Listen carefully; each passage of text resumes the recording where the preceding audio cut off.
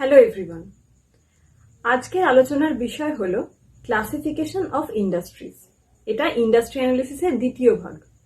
Industry অ্যানালিসিসের প্রথম ভাগ আমি আপলোড করেছি এই চ্যানেলে, ইন্ডাস্ট্রির বিভিন্ন লাইফ সাইকেল। সেটা যারা দেখেননি আমি রিকোয়েস্ট করব তাদের একবার দেখে নেওয়ার জন্য, আর যারা দেখে নিয়েছেন তাদের জন্য শুরু করছি আজকের দ্বিতীয় ভাগ। তো আর বেশি কথা না বলে চলুন শুরু করে দেওয়া যাক আজকের আলোচনা। ইন্ডাস্ট্রি সাধারণত 4 ধরনের হয়: growth industries, cyclical industries, defensive industries এবং সাইক্লিক্যাল গ্রোথ ইন্ডাস্ট্রি। প্রথমে আমি যেটা নিয়ে আলোচনা করব সেটা হলো গ্রোথ ইন্ডাস্ট্রি। এখন গ্রোথ ইন্ডাস্ট্রিজ আমরা চিনব কি করে? যে ধরনের ইন্ডাস্ট্রিগুলো সাধারণের থেকে অর্থাৎ অ্যাভারেজের থেকে খুব বেশি গ্রোথ হচ্ছে একটা ইকোনমিক সাইকেলে, সেখানে আমরা সেটাকে গ্রোথ ইন্ডাস্ট্রি হিসেবে ধরে নেব। যেমন ধরা যাক, যে ধরনের ইন্ডাস্ট্রিতে নতুন কোনো প্রোডাক্ট মার্কেটে আসে, তখন যদি সেই প্রোডাক্টটার চাহিদা খুব বেশি হয়ে পড়ে, তাহলে সেই কোম্পানিগুলো গ্রোথ ইন্ডাস্ট্রিজের মধ্যে পড়ে।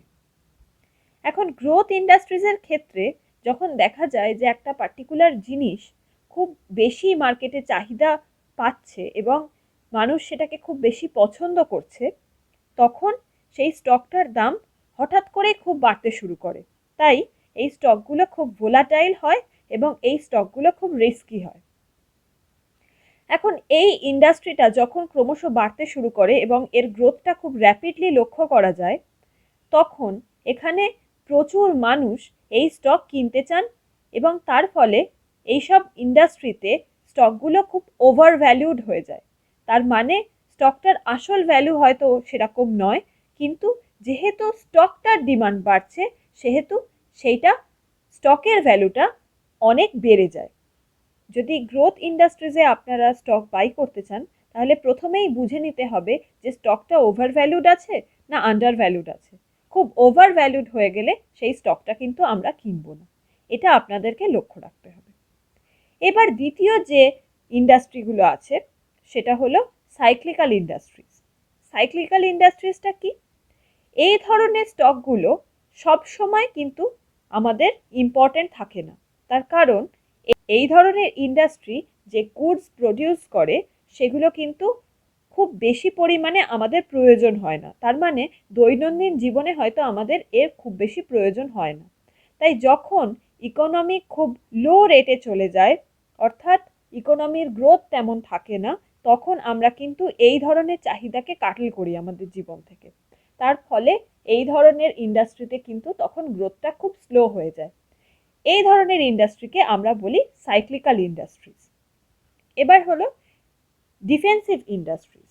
ডিফেন্সিভ ইন্ডাস্ট্রিজ কি? এই ধরনের ইন্ডাস্ট্রির ক্ষেত্রে আমরা দেখতে পাই যে এখানে আমরা যে ধরনের প্রোডাক্ট পাচ্ছি, সেই প্রোডাক্টগুলো খুব বেশি আমাদের দৈনন্দিন জীবনে প্রয়োজন। যেমন টেলিকমিউনিকেশন সার্ভিস বা হেলথ কেয়ার বা এনার্জি, এই ধরনের দৈনন্দিন জীবনে আমাদের যে জিনিসগুলো প্রয়োজন, সেই ইন্ডাস্ট্রিগুলোকে আমরা বলি ডিফেন্সিভ ইন্ডাস্ট্রিজ। এগুলোর ক্ষেত্রে স্টক অনেক সময়ই স্টেবল হয়, কারণ এর চাহিদা কখনোই কমে না।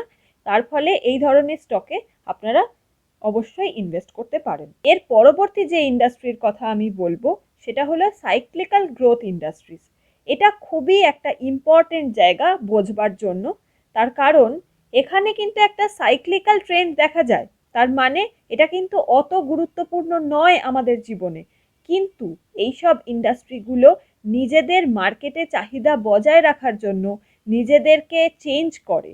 যেমন অটোমোবাইল সেক্টর, অটোমোবাইল ইন্ডাস্ট্রিজ, এরা নিজেদের মডেল চেঞ্জ করে, নিজেদের টেকনোলজি চেঞ্জ করে মার্কেটে কিন্তু একটা চাহিদা তৈরি করতে পারে। তার ফলে এগুলোকে আমরা বলি সাইক্লিক্যাল গ্রোথ ইন্ডাস্ট্রিজ। তার মানে এটা সাইক্লিক্যাল ইন্ডাস্ট্রিজ তো বটে, কারণ দৈনন্দিন জীবনে আমাদের অত এটার প্রয়োজন নেই, কিন্তু এটার একটা গ্রোথ অবশ্যই আছে, কারণ এটা নিজের গ্রোথ নিজেই তৈরি করে নেয় নিজের মডেল বা টেকনোলজিকে চেঞ্জ করে। তাই এই ধরনের সেক্টরকে আমরা বলি সাইক্লিক্যাল গ্রোথ ইন্ডাস্ট্রিজ। তাহলে এই 4 ধরনের ইন্ডাস্ট্রি আমরা পাচ্ছি এবং আমাদেরকে সমস্ত প্রফিট বা লসের দিকে খেয়াল রেখে তবেই কিন্তু আমাদেরকে এই স্টকগুলোকে ইনভেস্টমেন্ট করতে হবে। আশা করব আজকের আলোচনা আপনারা বুঝতে পেরেছেন।